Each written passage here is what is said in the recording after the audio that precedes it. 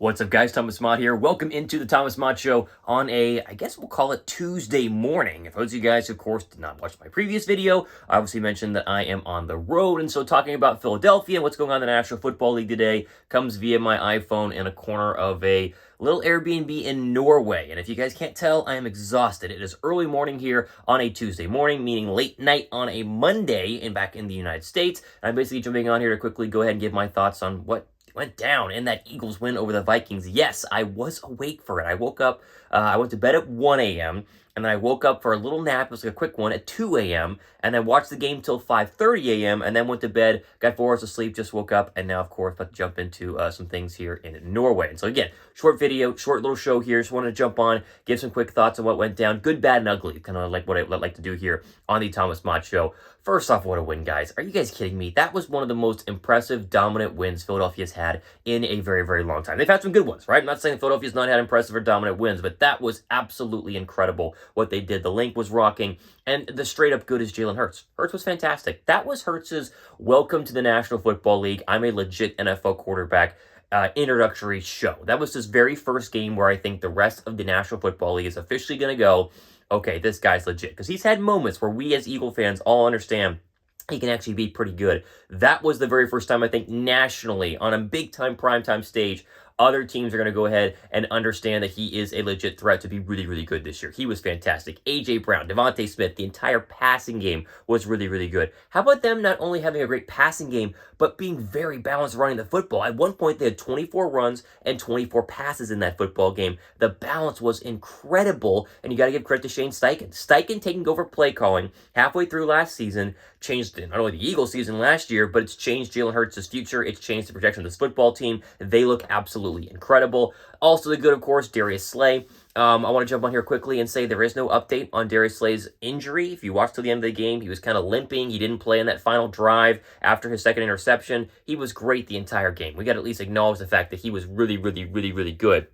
Try and change my camera angle up here a little bit. He was really, really good against Justin Jefferson. The entire defensive plan that Jonathan Gannon had, for all the ripping that people do on Jonathan Gannon, he had a great game plan. I mean, that was his best game as an Eagle, I think, in terms of being a defensive coordinator against what is a very, very good offense. A very good offense. And so, credit where credit is due, but there is no update on Darius Slay in terms of the injury. I think he's going to be fine, though. And the fact there wasn't an update from a beat writer last night, there wasn't a sort of big announcement from Nick Sirianni, doesn't have me worried. And Philadelphia does have a shorter week, and they do have Terry McLaurin next year and Jahan Dotson and the rest of the Washington Commanders, and they've been pretty good this year in terms of pass catching, but I think he's going to be okay. If there is any sort of update, obviously there'll be plenty of coverage on that here, and we'll talk about it on the Thomas Mott Show, and obviously a lot of beat writers will have it as well. But I think it was more precautionary. He might have had a cramp. He might have just kind of stepped wrong. I think he's going to be just fine. If he were to go ahead and go down, it'd be Zach McPherson up behind him, and McPherson has gotten a lot of time and a lot of reps in there, and I think he would be okay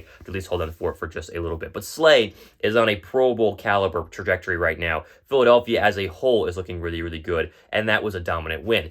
In terms of the bad, I don't really know if there was, a bad from the Philadelphia Eagles last night. We're talking about good, bad, and ugly. Penalties are going to be the ugly. We'll talk about that in just a second. I think the bad here is not being able to get enough pressure on the quarterback. And yes, they did have a sack or two of Kirk Cousins, and yes, they did get some pressure on Kirk Cousins when they brought pressure, but the front four is not getting after it. Hassan Reddick, he's been useless as a defensive end, as an outside linebacker pass rusher. And I got some tweets saying, Thomas, they're not using him right. They're dropping him in coverage. No, yes, that's true. But when he is a stand-up pass rusher like he was supposed to be and has been when he was, with the Cardinals and with the Panthers, he was a sack machine. He's not been a sack machine. He's been useless. Same, like with Brandon Graham, getting very little pressure right now. Josh Sweat is the only pass rusher who's actually getting pressure on a consistent basis right now for the Philadelphia Eagles. That's a big-time concern. And that was something we saw week one where they only had one sack after that fumble from Jared Goff. And really, it was very little actual four-man pressures that were able to get to the quarterback. And the offensive line for the Vikings is not that great. So that's one of the bad things I think I saw last night. It needs to improve. I think Jonathan Gannon brought blitzes a lot more in the second half once he realized that. I see Philadelphia blitzing the heck out of Carson Wentz next week. This team can blitz a lot. You have great corners. You have great secondary. You have great cover people. Blitz the heck out of quarterbacks and get enough to go ahead and get them to the ground. I think that's something we need to keep an eye on going into the future. Philadelphia and that front four not getting enough pressure. But overall, again, hard to find a lot of bad when the one bad play was that tip drill where, right off of Gainwell's hands for an interception to kind of knock on Hurts's perfect night. But overall, come on. I mean, it was fantastic. The ugliest penalties. They have got to figure out that illegal man down the field. I know they play RPO stuff, but we did RPO stuff all the way to the Super Bowl in 2017 and never had that issue. So Sirianni's got to look at the film, figure out why they keep calling this thing, figure out if it's his fault, if it was an O-line mistake, but you've got to stop Landon Dickerson running downfield. I just say Malu had another one running downfield. You've got to slow that down because that's been rough right now for the Philadelphia Eagles. That was the ugly part of last night, and honestly, that was the only ugly part of last night. They were really that good. Okay, NFC as a whole. I'm going to make a statement, and this is 100% fact, and you guys can check it. I think it's real. Philadelphia's the best team in the NFC today.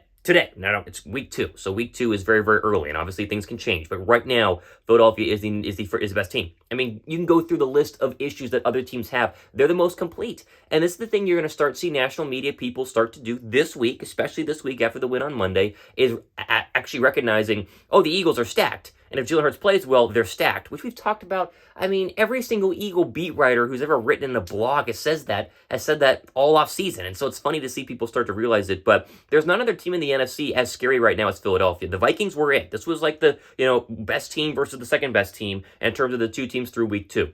Things will change. Obviously, hopefully Philadelphia goes on a nice big run here. The schedule is very, very easy, as we have talked about. The Commanders next week. Carson Wentz comes to town. You should win that football game. You should really win that football game. So it's still early. We're not going to freak out and kind of, give the Eagles a Super Bowl trophy right now. But that win was dominant. They look really, really good, and they are currently the best team in the NFC. And I think that kind of ties into what we talk about in terms of national stories every single day here on the Thomas Mott Show. The NFC's weak.